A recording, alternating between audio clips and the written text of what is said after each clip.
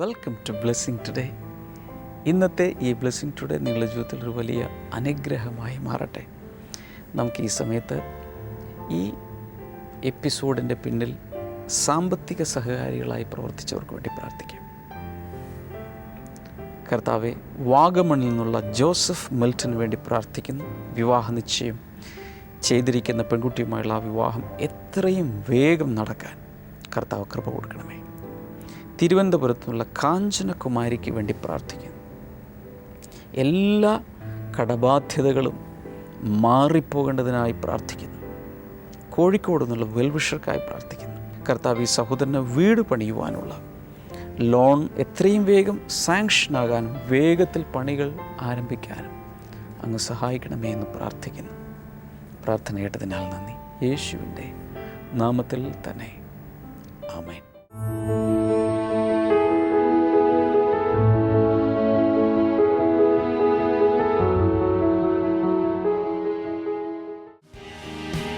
Blessing festival Panvel November 9 ബുധൻ. സമയം വൈകിട്ട് 6 മുതൽ 9 വരെ. Sai Nandan banquet hall, CIDCO centre post ഓഫീസിന് മുകളിൽ, sector 10, Kanta colony, new Panvel, west, Maharashtra. Blessing festival Pune November 10 വ്യാഴം. സമയം വൈകിട്ട് 6 മുതൽ 9 മണി വരെ.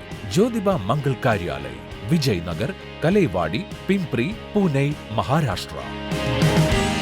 ബ്ലെസ്സിംഗ് ഫെസ്റ്റിവൽ വസായി നവംബർ 11 വെള്ളി. സമയം വൈകിട്ട് 6 മുതൽ 9 വരെ. Shri old Swami Narayanan temple hall, 60 feet road, opposite Ambadi road, Vasai west. Blessing festival Kalyan November 12 ശനി. സമയം രാവിലെ 10 മുതൽ 1 മണി വരെ. സനൈ മംഗൾ കാര്യാലയ്, സുന്ദര പ്ലാസ, ബേൽ ബസാർ, കല്യാൺ വെസ്റ്റ്, മഹാരാഷ്ട്ര. ഉൽപ്പത്തി പുസ്തകം 11-ാം അധ്യായ അവസാന ഭാഗത്ത് തേരഹ് എന്ന മനുഷ്യൻ പ്രത്യക്ഷപ്പെടും. അദ്ദേഹത്തിൻ്റെ ഒരു സാധാരണക്കാരനായ മനുഷ്യൻ, എന്നാൽ സത്യദൈവത്തെ അറിയാതെ ജീവിച്ച ആ തലമുറയിൽ നിന്നും അദ്ദേഹത്തിൻ്റെ മകനായിരുന്നു അബ്രഹാം. അബ്രഹാമിനെ എല്ലാവർക്കും അറിയാം. എന്നാൽ ആ തലമുറയിൽ നിന്ന്, തൻ്റെ പിതാവിൻ്റെ തലമുറയിൽ നിന്നും പുറത്തേക്ക് വന്ന അബ്രഹാമിനെ ദൈവം വിളിച്ച്, ആ വിളി കേട്ടനുസരിച്ച അബ്രഹാമിനെ ഇന്ന് ദൈവം അനേക ജാതികളുടെ പിതാവാക്കി, വിശ്വാസികളുടെ പിതാവാക്കി, ഉന്നതനാക്കി മാറ്റി.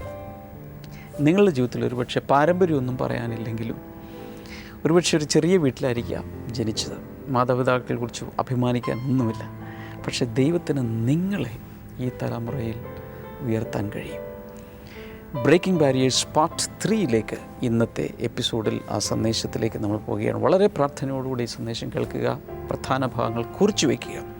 That will bless you. മാത്രമല്ല, ഈ സന്ദേശ പരമ്പരയെ അടിസ്ഥാനമാക്കി പ്രസിദ്ധീകരിക്കപ്പെട്ട തടസ്സങ്ങളെ തകർക്കുക എന്നുള്ള പുസ്തകം അവൈലബിൾ ആണ്. സ്ക്രീനിലെ നമ്പറിൽ വിളിക്കാം, വെബ്സൈറ്റ് സന്ദർശിക്കാം, നിങ്ങൾക്കത് ലഭ്യമാകും.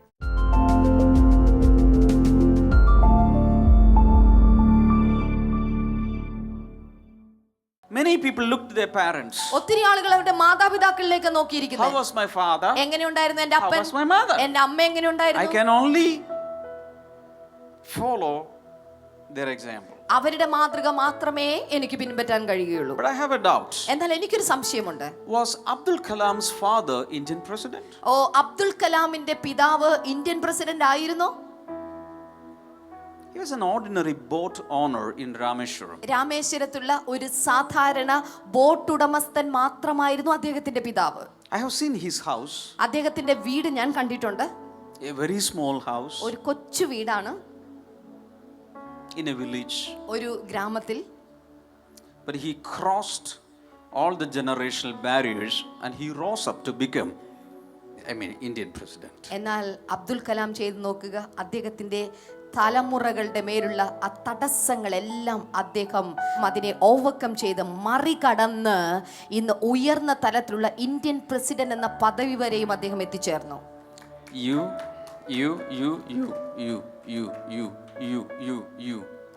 You have a call from God to break all the traditional generational barriers and go higher in life. ഇവിടെ ഇരിക്കുന്ന ഓരോ വ്യക്തിയും നിനക്ക് ഓരോ വ്യക്തിക്കും നിങ്ങളുടെ തലമുറകളിലൂടെ കൈമാറ്റം ചെയ്യപ്പെട്ടു വന്ന തടസ്സങ്ങളെ തകർത്തു പുറത്തു വരുവാനുള്ള ഒരു വിളി ലഭിച്ചിട്ടുള്ളവരാണ്.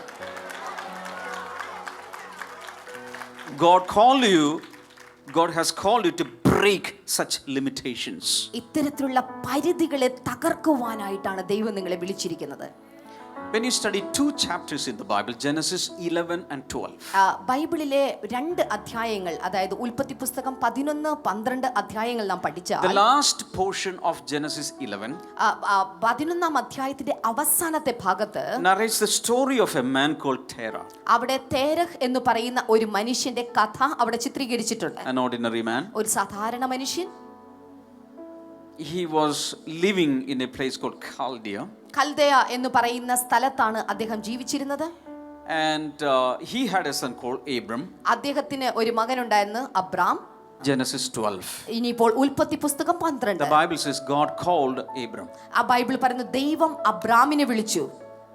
And he left all his father's house and that land and all the tradition and started living for the true God, the living God. അദ്ദേഹം അതുവരെ ഉണ്ടായിരുന്ന പിതാവിന്റെ സ്വത്തിനെയും പ്രതിഭവനത്തെയും സകലത്തെയും വിട്ടിട്ട് ദൈവം പറഞ്ഞിരിക്കുന്ന സ്ഥലത്തേക്ക് അദ്ദേഹം യാത്ര തിരിച്ചു. Look here please. ദയവായി എന്നെ ശ്രദ്ധിച്ചാലും.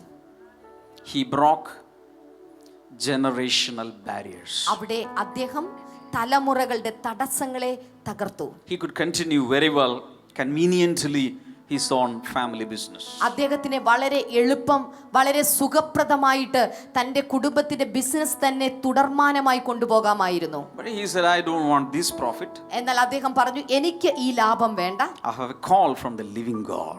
ജീവനുള്ള ദൈവത്തിന് വേണ്ടി ഒരു വിളി I എനിക്കുണ്ട്. have a call from the true God. യഥാർത്ഥ ദൈവത്തെ കുറിച്ചുള്ള ഒരു വിളി So എനിക്കുണ്ട്. I am leaving all the backgrounds behind. അതുകൊണ്ട് എല്ലാ പശ്ചാത്തലങ്ങളെയും ഞാൻ പുറകിലേക്ക് And I am തള്ളിക്കളയുകയാണ്. stepping forward to serve the living God. എന്നിട്ട് ഞാൻ ജീവനുള്ള ദൈവത്തെ ആരാധിക്കാൻ വേണ്ടി ഞാൻ മുൻപിലേക്ക് കാൽച്ചുവടെടുത്ത് വെക്കാൻ പോകുന്നു. That decision broke all the generational barriers. ഓർക്കുക, ആ തീരുമാനം അന്നുവരെ ഉണ്ടായിരുന്ന സകല പാരമ്പര്യമായ തലമുറയായ തടസ്സങ്ങളെ തന്നിൽ നിന്ന് തകർത്തു മാറ്റി. The Bible says through Abraham today all the nations of the world are blessed.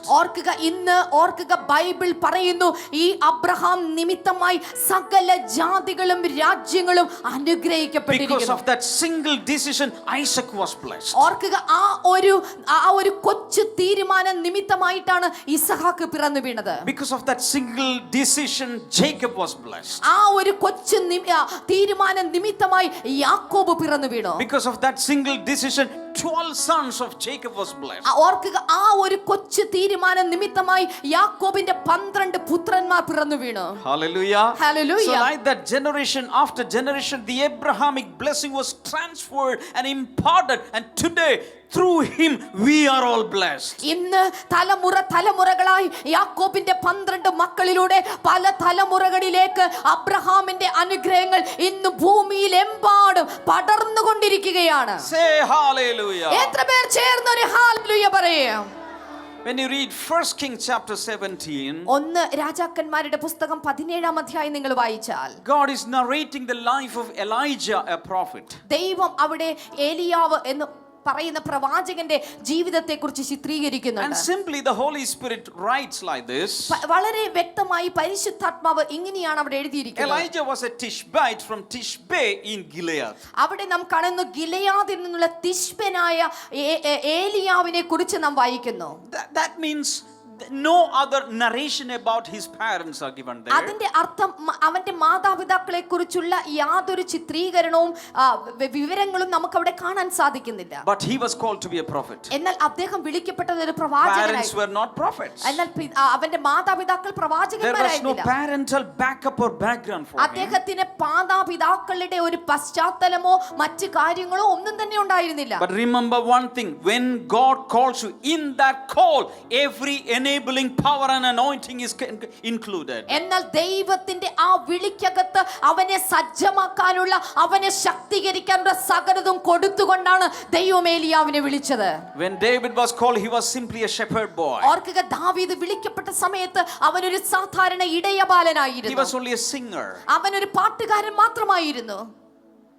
But God gave him training. എന്നാൽ ദൈവം അവന് പരിശീലനം When നൽകി. Jeremiah was called, his parents were not prophets. എന്നാൽ ഇതുപോലെ തന്നെ യിരെമ്യാവ് വിളിക്കപ്പെട്ടപ്പോഴും അവന്റെ മാതാപിതാക്കൾ ആരും When പ്രവാചകന്മാരായിരുന്നില്ല. apostles of Jesus were called, their parents were not apostles. അവർക്ക് അപ്പസ്തോലന്മാർ വിളിക്കപ്പെട്ടപ്പോൾ, യേശു കർത്താവിനാൽ വിളിക്കപ്പെട്ടപ്പോൾ അവരുടെ ആരുടെ മാതാപിതാക്കൾക്ക് അപ്പസ്തോലത്വത്തിന്റെ പാരമ്പര്യം ഉണ്ടായിരുന്നില്ല. There was ordinary fishermen, business people, and there was some of them were politicians. അവർ സാധാരണക്കാരായിട്ടുള്ള മീൻപിടുത്തക്കാരും രാഷ്ട്രീയക്കാരും ബിസിനസ്സുകാരുമായിട്ടുള്ള വ്യക്തികളായിരുന്നു. Hallelujah. Hallelujah. So there is no need of any background like that for you to walk into your destiny. അതുകൊണ്ട് നിങ്ങളുടെ ലക്ഷ്യത്തിലേക്ക് എത്തിച്ചേരുവാനായിട്ട് നല്ല തികഞ്ഞ പശ്ചാത്തലത്തിന്റെ ഒരു ആവശ്യം പോലുമില്ല. Say hallelujah. കൈകൾ ഉയർത്തിക്കൊണ്ട് ഹല്ലേലൂയ പറയാമോ? Say thank you Jesus. കണ്ണുകൾ അടച്ചുകൊണ്ട് നന്ദി യേശുവേ എന്നൊന്ന് പറഞ്ഞേ. Shout thank you Jesus. അല്പം കൂടെ ശബ്ദമുയർത്തി നന്ദി യേശുവേ. Hallelujah. Hallelujah. Now, I don't know the history of any of my forefathers serving the Lord. എൻ്റെ മുൻ മാതാപിതാക്കൾ മുതുമുത്തച്ഛന്മാർ ആരെങ്കിലും ദൈവത്തെ സേവിച്ചിരുന്നോ എന്നതിനെ കുറിച്ച് എനിക്ക് അറിവില്ല. None of them served the Lord. ആരും തന്നെ ദൈവത്തെ സേവിച്ചു കാണില്ല. I don't have that kind of a ministry background. അത്തരത്തിലുള്ള ഒരു ശുശ്രൂഷ പാരമ്പര്യം എനിക്കില്ല, പശ്ചാത്തലം My father എനിക്കില്ല. was not a pastor. എൻ്റെ പിതാവ് ഒരു പാസ്റ്റർ He ആയിരുന്നില്ല. was not a servant of God. അദ്ദേഹം ഒരു ദൈവദാസനായിരുന്നില്ല. Most of the men in both the sides of our family, they were alcoholics. എൻ്റെ കുടുംബത്തിലെ രണ്ട് ഭാഗത്തുമുള്ള ആളുകൾ കുടിയന്മാരായിട്ടുള്ള മദ്യപാനികളായിട്ടുള്ള വ്യക്തികളായിരുന്നു. My paternal grandfather died of alcoholism. എൻ്റെ പിതാവിന്റെ പിതാവ് മരിച്ചത് മദ്യപാന I നിമിത്തമായിട്ടായിരുന്നു. have never seen him. അദ്ദേഹത്തെ ഞാൻ കണ്ടിട്ടില്ല. Before I was born, he was gone. ഞാൻ ജനിക്കുന്നതിന് മുൻപേ അദ്ദേഹം പോയി. My father died of alcoholism in 1999. 1999 മദ്യപാനം നിമിത്തമായിട്ട് എൻ്റെ പിതാവ് മരണമടഞ്ഞു. One of my cousins, he died while he was drinking in the bar. എൻ്റെ ഒരു കസിൻ മരണമടഞ്ഞത് അദ്ദേഹം ബാറിലിരുന്ന് മദ്യപിക്കുന്നതിനിടയിലാണ്. But God in his mercy called me. എന്നാൽ ദൈവത്തിന്റെ കരുണയാൽ ദൈവം എന്നെ വിളിച്ചു.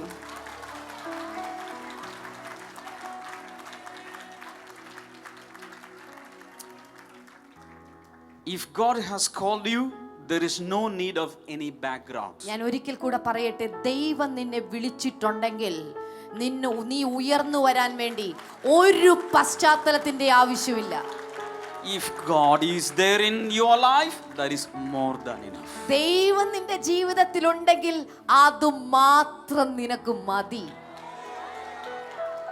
Hallelujah. Hallelujah. I'll still remember when I received the Lord Jesus into my heart, into our family in 1984. That year started the change in our life. ഓർക്കുക, ഞാൻ ഇപ്പോഴും ഓർക്കുന്നു 1984 എൻ്റെ കർത്താവിനെ ഞാൻ സ്വീകരിച്ച ആ നിമിഷം മുതൽ എൻ്റെ ജീവിതത്തിൽ എൻ്റെ കുടുംബത്തിൽ കർത്താവ് വരുത്തി തീർത്ത മാറ്റങ്ങളെ കുറിച്ച്. Prior to that year, 8 years ago, we laid foundation to construct a house. അതിനു മുൻപ് 8 വർഷങ്ങൾക്ക് മുൻപ് ഒരു വീട് പണിയാനുള്ള അടിസ്ഥാനം ഞങ്ങൾ ഇട്ടിരുന്നു. But 8 years, that was lying there as it is. എന്നാൽ 8 വർഷത്തോളം ആ അടിസ്ഥാനം തറകെട്ടിയത് അതുപോലെ കിടന്നു. We could not construct the house. ഒരു കല്ല് പോലും എടുത്തു വെക്കാൻ സാധിക്കാത്ത വിധത്തിൽ അത് പണിയാൻ സാധിച്ചില്ല. But the year in which I received the Lord Jesus into my heart and into the family, we started constructing the house. എന്നാൽ ഏതു വർഷമാണോ എൻ്റെ കർത്താവിനെ എൻ്റെ ഹൃദയത്തിൽ ഞാൻ സ്വീകരിച്ചത്, ആ വർഷം എൻ്റെ വീടിന്റെ പണി ആരംഭിക്കാൻ തുടങ്ങി. Jesus made the difference. ഓർക്കുക, യേശു കർത്താവ് സകലത്തിനും മാറ്റം വരുത്തി. When you come to Cochin Blessing Center, നിങ്ങൾ കൊച്ചിൻ ബ്ലെസ്സിംഗ് സെന്ററിൽ വന്നാൽ, when you reach the foyer, നിങ്ങൾ ഫോയറിലേക്ക് എത്തിച്ചേരുമ്പോൾ in the poster there is a slogan written, അവിടെ ഒരു പോസ്റ്ററിൽ അവിടെ ഒരു ആപ്തവാക്യം എഴുതി വെച്ചിട്ടുണ്ട്. and it is like this: അതിങ്ങനെയാണ്: get Jesus, get everything. യേശുവിനെ കിട്ടിയാൽ എല്ലാം കിട്ടി.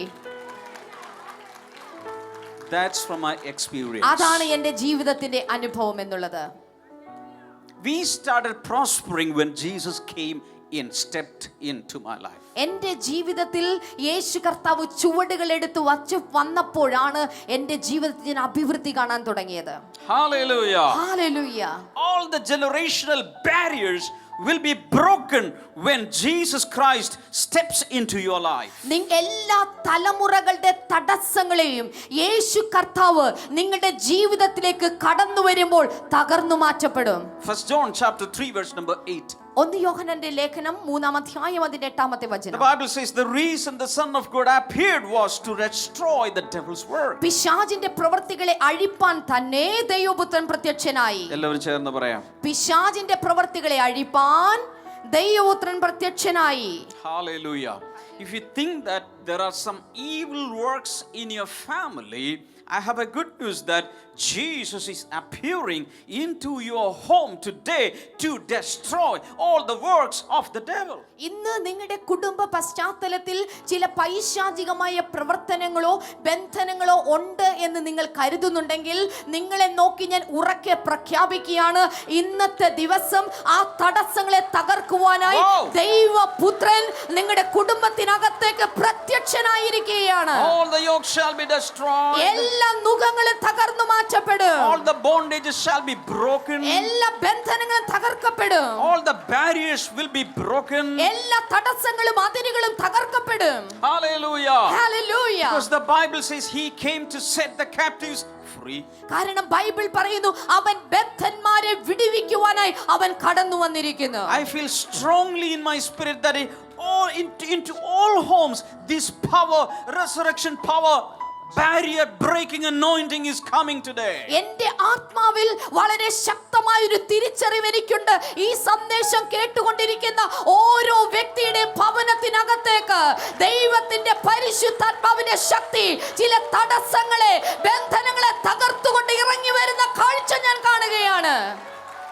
Receive the anointing right കൈകൾ now. രണ്ടും ചേർത്തടിച്ചുകൊണ്ട് അഭിഷേകത്തിന്റെ തൈലത്തെ പ്രാപിക്കാമോ?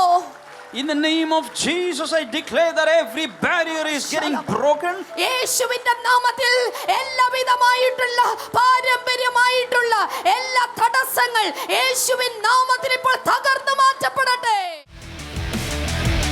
ബ്ലെസ്സിംഗ് ടുഡേ യുവജനങ്ങൾക്കായി ഒരുക്കുന്നു the history makers regional youth conference 2016. November 12 ശനിയാഴ്ച, രാജധാനി ഓഡിറ്റോറിയം, കോട്ടയ്ക്കകം, തിരുവനന്തപുരം. സമയം രാവിലെ 9:30 മുതൽ വൈകിട്ട് 3:30 വരെ. Worship sessions, Bible classes, leadership trainings, games and more. For registration and more details, 8111996001.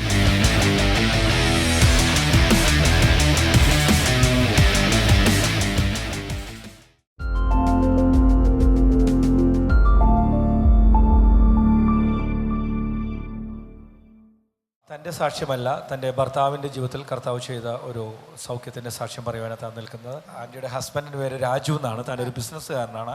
Anti പറഞ്ഞത് ഇങ്ങനെയാണ്, ഈ വർഷം മെയ് മാസം താൻ ബൈക്കിൽ പോയിക്കൊണ്ടിരിക്കുമ്പോൾ പെട്ടെന്ന് ഒരു കാറ് വന്ന് ഇടിച്ചു.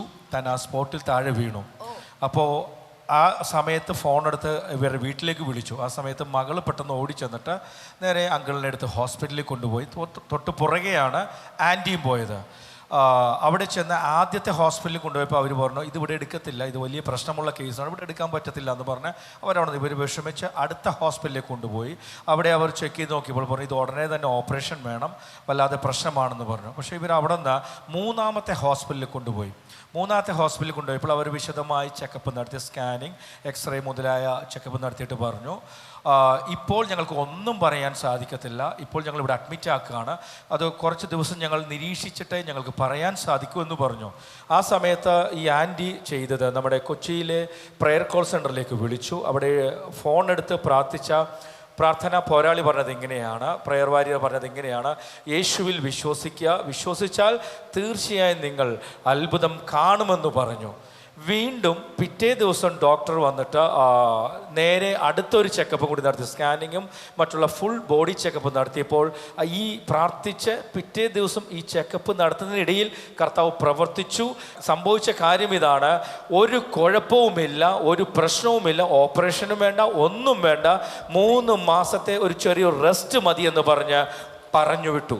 കൈകളടിച്ച് കർത്താവിനെ സ്തുതിക്കാമോ? ആൻറ്റി ഇപ്പോൾ പറയുന്നത് ഒരു കുഴപ്പമില്ല, ആള് വീട്ടിലുണ്ട്, തന്നെ കുനിയുവാനും നിവരുവാനും എല്ലാം സാധിക്കും, പരിപൂർണമായി ആരോഗ്യവാൻ തന്നെയാണെന്ന്. 5-ാമത്തെ ദിവസം വീട്ടിൽ വിട്ടു. 5-ാമത്തെ ദിവസം വീട്ടിൽ വിട്ടു. ഇത്രയും വലിയ ആക്സിഡന്റിന് ശേഷം. വാവ്. കൈകളടിച്ച് കർത്താവിനെ ഒരിക്കൽ കൂടി ഒന്ന് സ്തുതിക്കാമോ? ഹല്ലേലൂയ.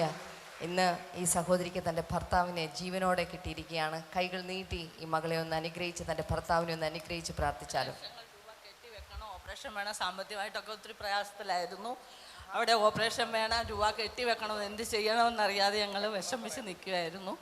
അപ്പോഴെല്ലാം ദൈവത്തിൽ ആശ്രയിച്ചുകൊണ്ട് ഞങ്ങൾ ബ്ലെസ്സിങ് ടുഡേയിലേക്ക് മോളും ഞാനും വിളിച്ചു. ഭർത്താവും എന്നോട് പറഞ്ഞു ബ്ലെസ്സിങ് ടുഡേ വിളിക്കും. എല്ലാവരും ഓടിയെത്തി ഞങ്ങളെ എല്ലാ സഹായം കൊണ്ടുവന്നു തന്നു. 4-ാമത്തെ ദിവസം 5-ാമത്തെ ദിവസം ഡോക്ടർ പറഞ്ഞു ഒരു കുഴപ്പമില്ല, വീട്ടിൽ പോയി. അവിടെ ചെന്ന ഡോക്ടർ ചോദിച്ചു, നിങ്ങൾ എവിടെയാണ്, നിങ്ങളുടെ പ്രാർത്ഥനയാണ് ഇതെല്ലാം ഇത്രയും പെട്ടെന്ന് ഇത്രയും നല്ലതായത്. ആ ഡോക്ടർ ഞങ്ങളോട് പീസ് പോലും വാങ്ങിക്കാതെ ഞങ്ങളെ വീട്ടിലേക്ക് പറഞ്ഞു വിട്ടു. കൈകളടിച്ച് കർത്താവിനെ സ്തുതിച്ചാൽ ഇതാണ് കർത്താവ് ഒരു അത്ഭുതം ചെയ്യുമ്പോൾ അതിനകത്ത്, ആ അത്ഭുതത്തിനകത്ത് നന്മകൾ, ആവശ്യമുള്ള എല്ലാ നന്മകൾ കൂടെ ഒരു പാക്കേജായിട്ടാണ് കർത്താവ് എപ്പോഴും അത്ഭുതങ്ങൾ ചെയ്യുന്നത്. കൈകൾ നീട്ടി ഈ മകളെ ഒന്ന് അനുഗ്രഹിച്ച് പ്രാർത്ഥിച്ചേ. കർത്താവെ, ഞങ്ങൾ ഒരുമിച്ച് ചേർന്ന് ഈ മകളെ അനുഗ്രഹിച്ച് പ്രാർത്ഥിക്കുന്നു. പിതാവിൻ്റെയും പുത്രൻ്റെയും പരിശുദ്ധാത്മാവിൻ്റെയും നാമത്തിലുള്ള എല്ലാ അനുഗ്രഹങ്ങളും കർത്താവെ ഇവരുടെ മേൽ പകർന്ന് ഇപ്പോൾ പ്രാർത്ഥിക്കുകയാണ് കർത്താവെ. അപ്പോൾ തന്നെ കർത്താവെ, ഞങ്ങൾ ഒരുമിച്ച് ചേർന്ന് കർത്താവെ ആ മകന് വേണ്ടി പ്രാർത്ഥിക്കുന്നു. തൻ്റെ ഭർത്താവിനെ അനുഗ്രഹിക്കണമേ. പൂർണ്ണമായ വിടുതൽ കർത്താവ് ഇനിയും തൻ്റെ ശരീരത്തിൽ ഉണ്ടാകുവാനായി ഞങ്ങൾ പ്രാർത്ഥിക്കുന്നു, യേശുവിൻ്റെ നാമത്തിൽ തന്നെ. ആമേൻ, ആമേൻ.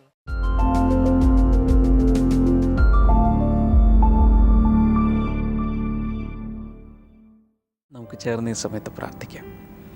കർത്താവെ, ഈ പ്രാർത്ഥനാ സമയത്ത് പ്രാർത്ഥനയ്ക്ക് വേണ്ടി കണ്ണുകളടച്ച് ദൈവസന്നിധിയിലായിരിക്കുന്ന, മുട്ടിന്മേൽ നിന്ന് പ്രാർത്ഥിക്കുന്ന, കിടക്കയിൽ കിടന്നുകൊണ്ട് പ്രാർത്ഥിക്കുന്ന, യാത്രയിലായിരിക്കുമ്പോൾ തന്നെ പ്രാർത്ഥനയിലായിരിക്കുന്ന എല്ലാവരെയും ഈ സമയത്ത് അങ്ങ് സ്പർശിക്കണമേ എന്ന് ഞാൻ പ്രാർത്ഥിക്കുന്നു. കർത്താവെ, ഓരോ രോഗിയുടെയും വിഷയങ്ങൾ അങ്ങേക്കറിയാമല്ലോ. അങ്ങ് തന്നെ കർത്താവെ ഈ സമയത്ത് കൈനീട്ടി അവരെ സൗഖ്യമാക്കണമേ എന്ന് പ്രാർത്ഥിക്കുന്നു. In the name of Jesus. വിവിധ രീതിയിലുള്ള മാരക രോഗങ്ങളിപ്പോൾ പൂർണ്ണമായി സൗഖ്യമാകട്ടെ. എത്ര മരുന്ന് കഴിച്ചിട്ടും സൗഖ്യമാകാത്ത രോഗങ്ങൾ യേശു കർത്താവിൻ്റെ നാമത്തിൽ സൗഖ്യമാകട്ടെ. അതിൽ ഒരു പ്രത്യേക രോഗം കർത്താവിനെ കാണിക്കുന്നത് ആസ്മ രോഗമാണ്. നിങ്ങൾ ഒത്തിരി ട്രൈ ചെയ്യുന്നുണ്ട്, മരുന്നുകൾ പലതും മാറി കഴിക്കുന്നു, എന്നാൽ വിട്ടുമാറാത്ത ആസ്മ യേശുവിൻ്റെ നാമത്തിൽ ഇപ്പോൾ സൗഖ്യമാകട്ടെ. In Jesus name. Thank you Lord. Osteoporosis എന്ന രോഗം, അസ്ഥികൾ ദ്രവിക്കുകയും പൊടിഞ്ഞു പോവുകയും ചെയ്യുന്ന ആ രോഗം യേശുവിൻ്റെ നാമത്തിൽ സൗഖ്യമാകട്ടെ. നിങ്ങളൊരു ക്യാൻസർ രോഗിയാണെങ്കിൽ ഒരുപക്ഷെ ട്രീറ്റ്മെൻറ്റ് നടന്നുകൊണ്ടിരിക്കുകയായിരിക്കാം, ട്രീറ്റ്മെൻറ്റ് കഴിഞ്ഞു കാണാം. എങ്കിലും അതിൻ്റെ ആ രോഗത്തിൻ്റെ ഒരനുഭവത്തിലാണെങ്കിൽ യേശുവിൻ്റെ നാമത്തിൽ ഇപ്പോൾ തന്നെ ആ രോഗികൾ സൗഖ്യമാകട്ടെ. Thank you Lord. ഗിരീഷ് എന്നു പേരുള്ള ഒരു സഹോദരൻ ഈ സമയത്ത് ക്യാൻസർ രോഗം ബാധിച്ച് ഗിരീഷ് പൂർണ്ണമായും സൗഖ്യമാകട്ടെ. അതുപോലെ വലത് കാലിൻ്റെ കാൽമുട്ടിൽ ചിരട്ട ആ ഭാഗത്ത് എന്തോ ഒരു തകരാറ് സംഭവിച്ചൊരു വ്യക്തിയെ കർത്താവ് ഈ സമയത്ത് സൗഖ്യമാക്കുന്നു. ഒരു ആക്സിഡൻറ്റ് സംഭവിച്ച ശേഷം അസ്ഥികളിൽ പൊട്ടലുണ്ടായി സ്റ്റീൽ റോഡുകളോ നട്ടുകളോ ബോൾട്ടുകളോ എന്തൊക്കെയോ ഘടിപ്പിച്ചൊരു വ്യക്തി. എന്നാൽ ആ ശരീരഭാഗത്തിന് ഇതുവരെ പൂർണ്ണമായൊരു വിടുതൽ ലഭിച്ചിട്ടില്ല. പൂർണ്ണ സൗഖ്യം ഇപ്പോൾ യേശുവിൻ്റെ നാമത്തിലുണ്ടാകട്ടെ. നട്ടലിൻ്റെ രോഗങ്ങൾ സൗഖ്യമാകട്ടെ, ഹാർട്ട് ഡിസീസുകൾ സൗഖ്യമാകട്ടെ, കിഡ്നികൾ സൗഖ്യമാകട്ടെ. Thank you Lord. കർത്താവ് യേശുവിൻ്റെ നാമത്തിൽ ഏത് രോഗത്തിലും പൂർണ്ണ സൗഖ്യത്തെ കർത്താവെ നീ കൽപ്പിച്ചതിനാൽ നന്ദി പറയും, യേശുവിൻ്റെ നാമത്തിൽ. ആമേൻ. ഇന്നത്തെ പ്രോഗ്രാം കണ്ടതിന് നന്ദി പറയുന്നു. ഇന്ന് പൻവേലിൽ നമ്മുടെ ബ്ലെസ്സിങ് ഫെസ്റ്റിവൽ നടക്കുന്നു. നാളെ പൂനെയിലാണ് നടക്കുന്നത്. ഈ ആഴ്ചയിൽ മഹാരാഷ്ട്രയിൽ നടക്കുന്ന ബ്ലെസ്സിങ് ഫെസ്റ്റിവലുകളിലേക്ക് എല്ലാവരെയും സ്വാഗതം ചെയ്യുന്നു. എന്ന് മാത്രമല്ല, ഈ ശനിയാഴ്ച യുവജനങ്ങൾക്ക് വേണ്ടി ദ ഹിസ്റ്ററി മേക്കേഴ്സ് ഒരുക്കുന്ന റീജിയണൽ ക്യാമ്പ് നടക്കുന്നത് തിരുവനന്തപുരത്താണ്. 13 വയസ്സ് മുതൽ 25 വയസ്സ് വരെ പ്രായമുള്ള യുവജനങ്ങൾക്ക് തീർച്ചയായും അതിൽ പങ്കെടുക്കാം. കർത്താവ് ധാരാളമായി അനുഗ്രഹിക്കട്ടെ. നാളത്തെ പ്രോഗ്രാമിൽ നമുക്ക് വീണ്ടും കാണാം. God bless you all. Bye. Blessing festival Panvel November 9 ബുധൻ. സമയം വൈകിട്ട് 6 മുതൽ 9 വരെ. Sainandan banquet hall, CIDCO centre post ഓഫീസിന് മുകളിൽ, sector 10, Kanta colony, new Panvel, west, Maharashtra. Blessing festival Pune November 10 വ്യാഴം. സമയം വൈകിട്ട് 6 മുതൽ 9 മണി വരെ. Jyotiba Mangal Karyalaya, Vijay Nagar, Kalewadi, Pimpri, Pune, Maharashtra. Blessing festival Vasai November 11 വെള്ളി. സമയം വൈകിട്ട് 6 മുതൽ 9 വരെ. Shri old Swami Narayanan temple hall, 60 feet road, opposite Ambadi road, Vasai west. Blessing festival Kalyan November 12 ശനി. സമയം രാവിലെ 10 മുതൽ 1 മണി വരെ. സനൈ മംഗൾ കാര്യാലയ, സുന്ദര പ്ലാസ, ബേൽ ബസാർ, കല്യാൺ വെസ്റ്റ്, മഹാരാഷ്ട്ര.